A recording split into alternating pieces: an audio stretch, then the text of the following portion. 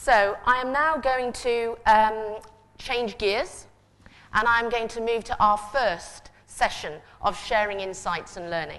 And I'm delighted to invite Rick Hughes, former CPO of Procter & Gamble, one of the biggest companies. I can't believe this, $83 billion of sales. And how they're making those sales. What's the average unit cost in sales? It's much smaller than in my industry, $83 billion. And yet Rick has led his organization through an extraordinary change over the last few years, maintaining 14% op income. I'm sure the ambition's higher, and leading some extraordinary work, which we're going to hear about. So please, ladies and gentlemen, warm round of applause, Rick Hughes.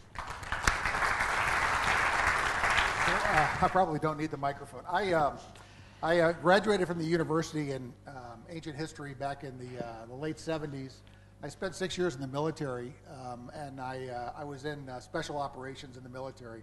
I had gone through paratrooper school and Army Ranger school, and so I was headed off to be special operations, and kind of woke up one day and said, wow, you know, if I ever leave the military or as I get older or, you know, whatever happens, it's probably not going to be a successful long-term life, even in civilian world. So I began to think about using my business degree in the university, and I got into a logistics job in the military, and that was my kind of early introduction to supply management and supply chain. As you know, in the military, logistics is everything. That's what feed the troops and moves the men and materiel. So logistics was quite important. And that was my first introduction to procurement. I went for training as a U.S. Defense Logistics Procurement Officer, so I got trained as a procurement officer in the military. And that was kind of fun to spend money and not spend my own, but spend others. So as I decided to leave the military, I came to work for P&G, and they kind of liked me, and that was back in the early 80s. And then I spent my entire career with P&G. Most of that was in various procurement jobs, so I am what we would call a procurement professional.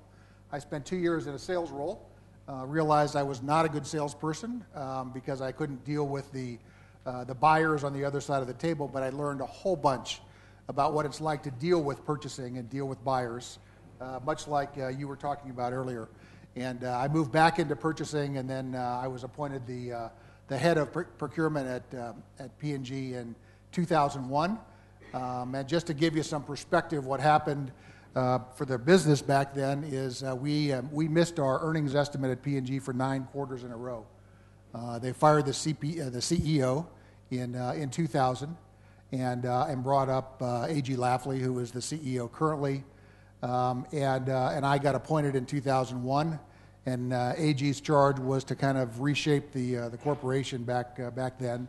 And a big part of the reshaping of the corporation was trying to figure out, you know, how do we bring more value from our supply base to the corporation and more value through the corporation to our consumers. So, you know, it's been a fun career, initially in the military and then at P&G. And, you know, I retired in June of this year, and now I am advising others and spending some time with my family and enjoying life a little bit more. So that's my career. You probably just got your breath back. I have, just listening. So P&G, it's one of the household names globally, I think. Yes. Big business in nearly every dimension of our lives. Yes. So could you talk to us a little bit about what we read in the annual report about this transformation that has been around $10 billion of productivity? I mean, these numbers just make you draw breath. Yeah. Supply chains, factories, proximity to customers, a massive shift. Yeah.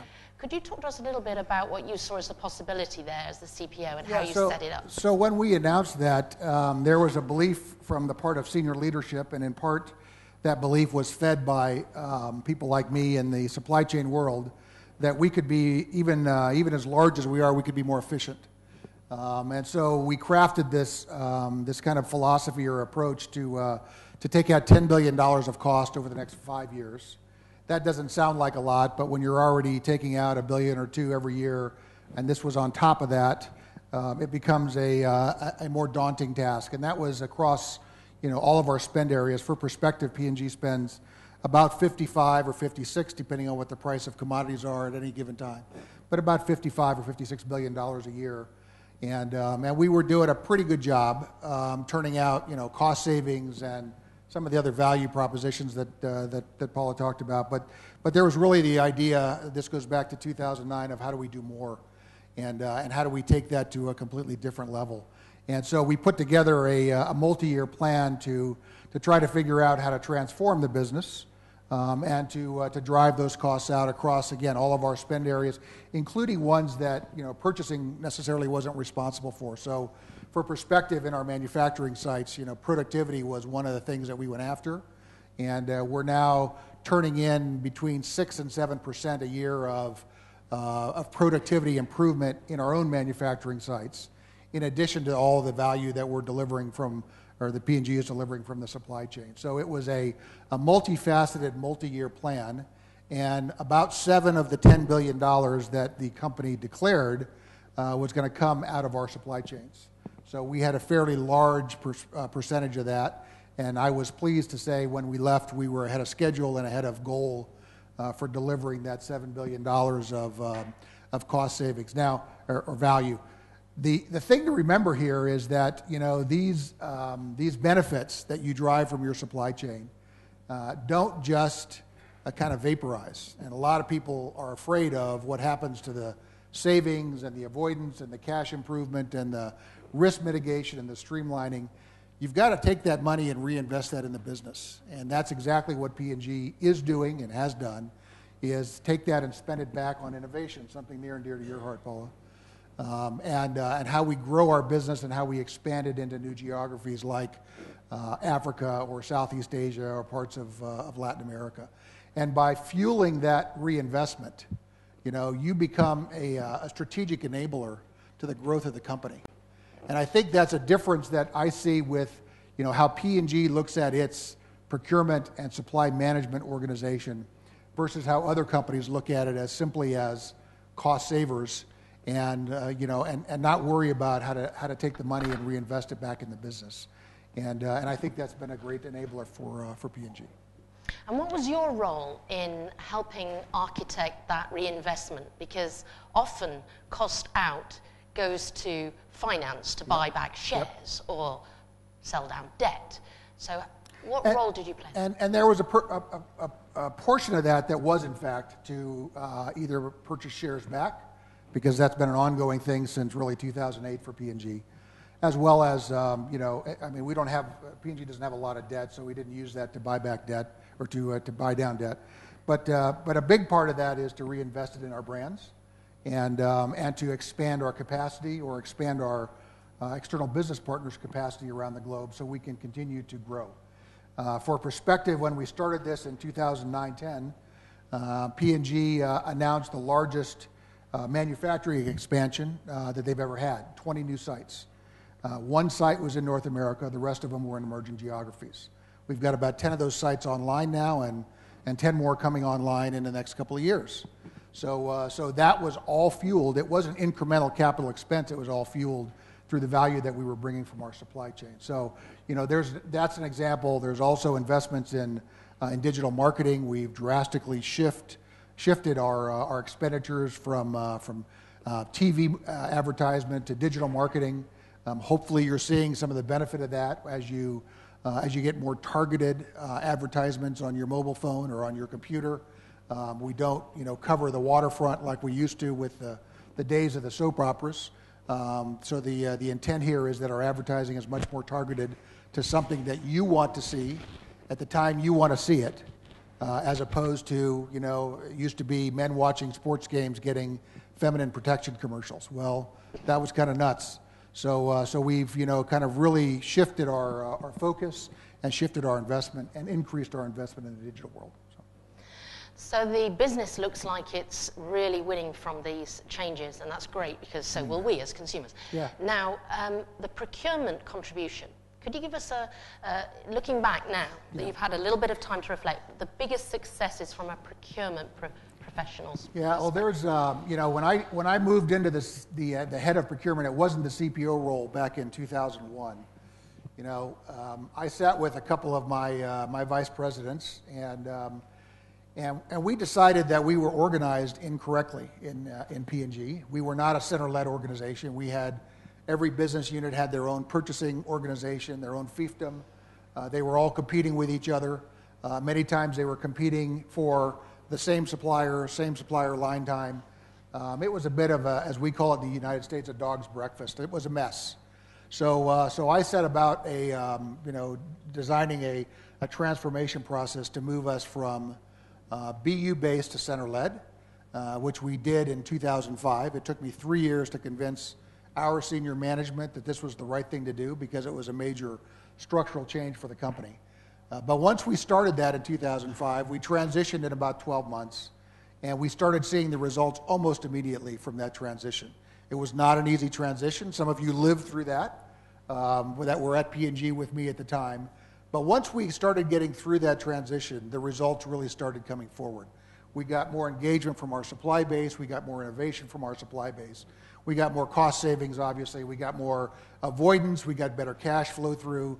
So all the value propositions that you see up there and more started coming about as a result of that transformation. And then the global recession hit in 2008, and guess what? Yet another opportunity for procurement to go do its thing and really drive value to the bottom line of the company, or to reinvest it, as I said, into the expansion. So, through a couple of the situations that we face from an external environment, those are huge opportunities for all of us to turn, what looks like it's going to be a sow's ear into a silk purse, and make lemonade out of lemons, as they say. We're probably going to face some of those opportunities or challenges, whatever those are, whether the ones Paula talked about or any others, but you're going to face those in your business. And I would tell you, the best way to think about those is not, oh my gosh, what am I going to do? It's really, how do we use this as an opportunity to recast our supply chain, to bring another level of value to the company, and to make procurement, squarely one of those strategic enablers to the growth of your business. Very good.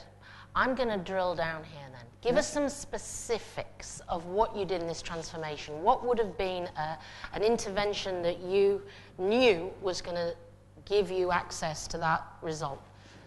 Yeah, so what we did is we moved from BU-based to category-based. You look at this now and you say, well, everybody's doing that. And that's true, everybody was doing that. I think the difference is we did this on a global scale basis. For perspective, we had 2,100 people in the purchasing organization at the time. So it was a fairly large organization to align and change the mindset of from I work for BUX to now I work for, whether you call it group procurement or whether you call it corporate procurement or whatever you call it. But it was somewhat difficult to change the mindset, and that took a lot of kind of inward focus. The external piece was our suppliers didn't believe what we were doing. In fact, they said, you guys are going to try this, you'll fail, you'll go back to the old way, and we're going to be back to being, bullied and, I forget the other term, but browbeaten, right? Which was, in some respects, how some of the business units approached their supply base. And so the mindset really then for us was to move from a BU-based, fragmented, in some cases very regional culture, to a global culture with global strategies and global consistency, and then begin to leverage that value or that size with our suppliers to upskill the organization at the same time. So things like SRM we had been working on, but only in pockets. So everybody began working on SRM, and to really drive the strategies that we were trying to put in place across the entire supply chain. As you can well imagine, Paula, in your business, that's just not a procurement job. You've got to work with the CFO, the CEO, the group president. You've got to help them understand what these changes mean for them and their business. And the way we did that was say, what's going to be is value. It's going to be drastically improved value for the organization. Whether you're a business unit leader, whether you're a CFO or a CIO or a CEO, we're going to drive value in every respect. And we had metrics to do that. Again, this seems like it's pretty simple for many of us today because we're already doing that, but this was back in the mid-2000s, so it goes back about 7 years. And that was a difficult, but in many cases refreshing change, for the organization as well as for the company. Nice specifics. I'm going to ask you now a question before I invite the audience. So, audience, get ready. These sound like really great, visionary, and practically delivered changes. What happened that didn't work to plan? What would you say would be the biggest learning or miss that you had that you would have done differently? Yeah, well, I like your term learning, because I look at all my mistakes as learning events, and that's kind of the way P&G expects their leaders to think about mistakes, and we all make them. I mean, everybody in this room has made mistakes in their career. And I was thinking about, what would I say if somebody asked me about my biggest faux pas here. And so let me tell you a little story. This goes back to 2002, so I apologize. It's, for many of us, ancient history at this point. But we were trying to drive sourcing into the indirect space. And one of the areas that we were going after was financial services. So, tax preparation and, accounting and banking relationships and everything. So that was something, at the time that was kind of fresh for a lot of procurement organizations 12 years ago to get into financial services. One of the areas that we focused on is expat taxes. We spent about $15 million in expat tax preparation with then our corporate auditor. Our CFO at the time was very friendly with the corporate auditor, as you can well imagine. We did a sourcing event. We inquired the business, and we realized that we were not getting the best deal from our corporate auditor. So we wanted to move the expat tax preparation business and save, in the process, about 20%. The corporate auditor, or the CFO at the time, was a bit of a bull and didn't like the fact that we had done work that he thought he could have done. We had a meeting in his conference room with all of his people. We tried to lay the data out on the savings and the quality improvement and the service and responsiveness we were going to get from the alternative tax accounting firm. And the CFO would not hear of this because he really liked working with the corporate auditor. So I made the mistake, maybe not a mistake, but I made the learning of I'm going to go talk to the CEO. And so in one of my regular one-to-ones with the CEO at the time, I mentioned that we had a value opportunity here, and it was not only savings, but on and on, quality service. You all have done this as well, but I escalated that.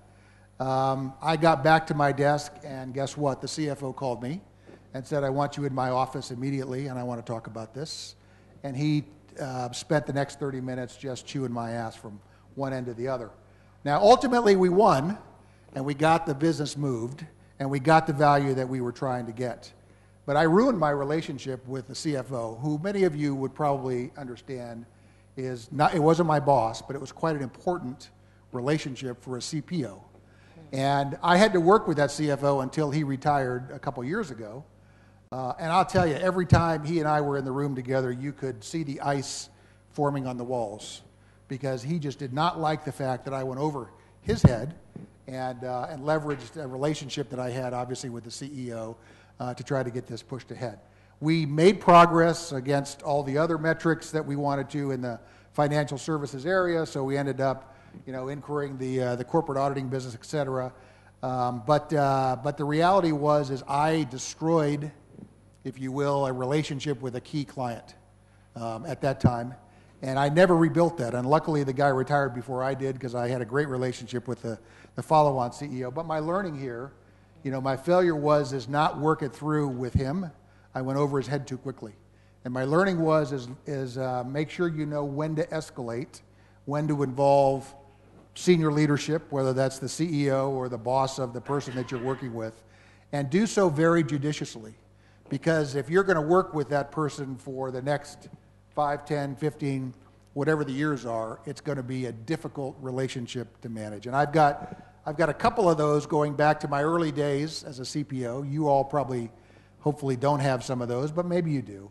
And as I got a little bit older and more wise, I realized that working with your peers or with the people that you're trying to source for is much more valuable than automatically escalating. Now that's a really good story. I think many people like myself also will have examples like that. And the price you pay is out of all proportion to the immediate win. Yeah. And it's difficult, isn't it? Because sometimes you're driven by the result, the urgency, and you're trading it off, and you're thinking, he'll get over it. But yeah. And you know, procurement's it's a relationship business, right? It's a relationship with our supply side, and it's a relationship internally with the stakeholders. And if you do anything that damages that relationship in the short term, if you violate trust, if you do what I just talked about, it's a long, long time before you can rebuild those relationships in any form or fashion, right? So it's much like a marriage. You destroy trust in your marriage or your personal relationships, and it's a long time before it can get well again. Yeah, no, that's a fabulous learning point. And I think, because I do not want to rob you, the audience, of an opportunity to dialogue with this incredible leader who's done some extraordinary things. I mean, $83 billion, $10 billion, it still makes my mind whir. And I want to give you this opportunity. So who would like to go first? Man at the back, prize for the ice break. Please tell us who you are and who you work for. He's a ringer, watch out. Well, it doesn't change the fact that he's the first. Thibaut, no talking about the dinner that we had in No, go ahead. No, I won't. It will be worse than that. So good morning, everybody. My name is Thibaut Sautier. I'm the CPO of Diageo. Rick, thank you very much for your great insights. Appreciate very good discussion. Just as a question regarding something you said at the beginning. You said that procurement enabled 6 to 7% productivity improvement in manufacturing. So I just wondered what it is that procurement did to enable that productivity improvement. Yeah, if you all got that, I misspoke. That was what the manufacturing organization was working on in the manufacturing sites. Okay. Separately, we were working on 6% bottom line savings from our supply base. Okay. So we were involved in the manufacturing piece by helping to acquire some of the equipment that they were putting in, obviously helping to build the facilities, to modernize the facilities, to automate the facilities, but that was a manufacturing target, not a procurement target. The procurement target was, interestingly enough, equally 6 to 7% savings from our supply chain partners. Okay, great. Thank you, Rick. Thank you. Please, a mic. Yeah, thank you. Sorry, you've got to get fit in this room, don't you? It's a big room. Thank you. Thank you for the opportunity. My name is Mark Unger. I work as a CPO for Schiphol Group, known for the airport. Well, sometimes when you try to reach a goal, the achievement is bigger than you expect because you have second-order possibilities. Can you give an example of that? When we exceeded the goal, Mark, or when we fell short of the goal? Well, sometimes when you set a goal, then you have to change. And this change makes other changes also possible. And suddenly, this speed is growing faster than you expect. Yeah. And I expect that you have experience with that as well.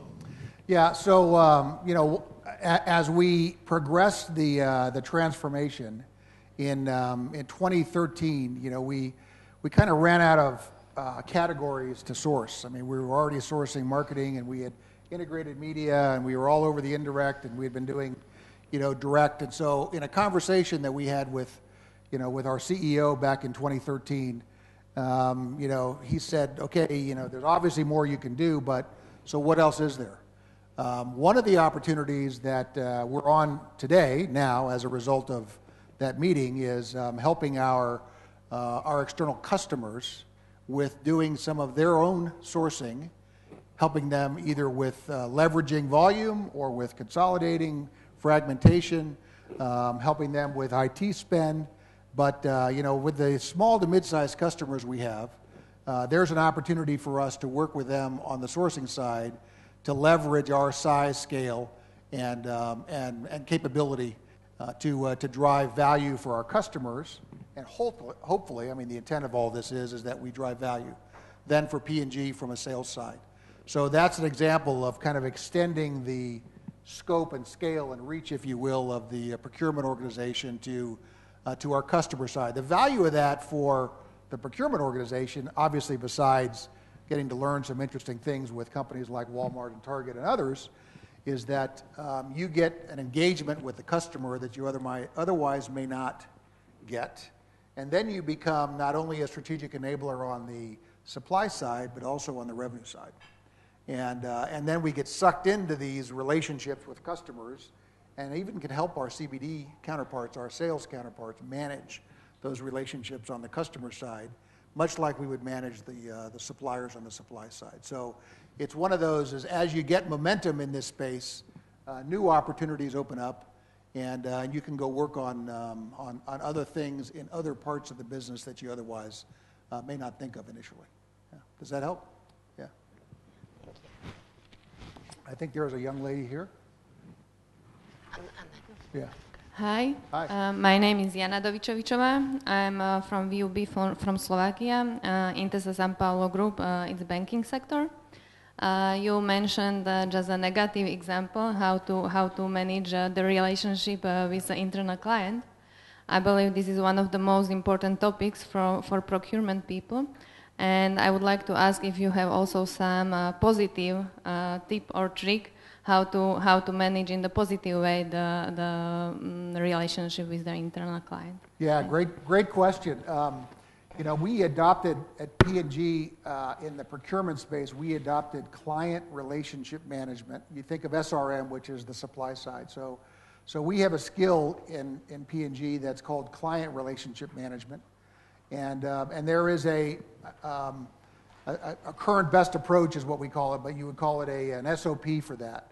And it really details how you manage stakeholder engagements, including keeping track of when the last engagement was, what the outcome of that was, what the conversation was.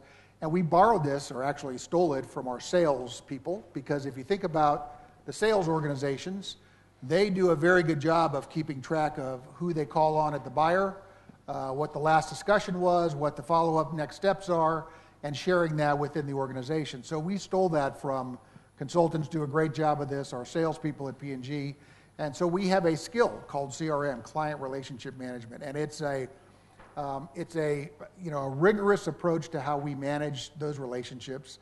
And I had on my list of who my key accounts were, my key clients, obviously the CEO, the CFO, even though I screwed that up initially, but I fixed that once he retired. The CIO, the group presidents, each of the presidents of our major groups, certainly my boss, who was the product supply manager. So we have a list of between 6 and 10 of what we would call our key accounts, but they're key clients. And those key clients, we put together a schedule and we meet with quarterly, and we ask them point blank, are we doing everything that we can do for you? Is there anything else? And so we manage the client, the internal stakeholder, much the same as we manage our supply base, right? And I think there's a couple of good models out there for doing that. But if you talk to any consultant, Wolfgang can probably help you. They have fabulous ways of tracking and measuring and monitoring how they work with their clients that you can just reapply, on the inside. And I'll tell you, if you do that in a structured way, not in a rigid way, but in a structured way, it really pays off. And one of the things that we dealt with at P&G is we were always turning people over. Probably some of you do the same thing. We had buyers who were there for 2-3 years, and they would move on. Sometimes the leaders would stay a little longer. Sometimes they'd move on to different jobs as well. This really allows you to manage through that transition of purchasing people in different jobs by having a structured approach to managing your internal stakeholder. Good. I am devastated. We're nearly out of time, and I know there were more questions, but I need to keep on top of our packed agenda. So, gentlemen over there, please grab Rick in one of the breaks, and other folks who were motivated and triggered, because I think that we could have spoken for at least another half hour easily. Yep. But I'd like to give you the opportunity, Rick, for some sort of key messages things you feel strongly you'd like to share with the group. Yeah, so, I mean, you talked about this earlier, but this is a terrific opportunity for all of you to learn, you know, and grow. And, I mean, one of the things that we're going to talk about is change management and change leadership. And as most of you know, all change starts with leadership, right? The change isn't going to happen unless you've got champions, unless you've got leaders. And in many cases, the leaders that are going to be responsible for this change are in this room. You know, one of the things that I have found in my career is I love to learn, and I love to be challenged mentally, sometimes physically. I love, you know, I've gone to school several times and lots of training events, and you're all here learning, and I'm here learning. But setting up a culture of learning in your organization is absolutely critical, and making sure that your people in your organizations love to learn as well. That is what distinguishes top performing organizations from average performing organizations, is that learning environment, that learning culture. And that's what we're all about for the next few days. I suspect you're going to get a lot of great learnings here. I'm going to be here all day, so if you want to talk some more about this, by all means, you know, let's connect. And I hope that you all get as much out of this as I plan to. And Paula, thank you for the time and for all of your time as well. No, thank you, Rick, and I'm sure your retirement is going to be anything but dull. Please join me in welcoming. Thank you, Rick.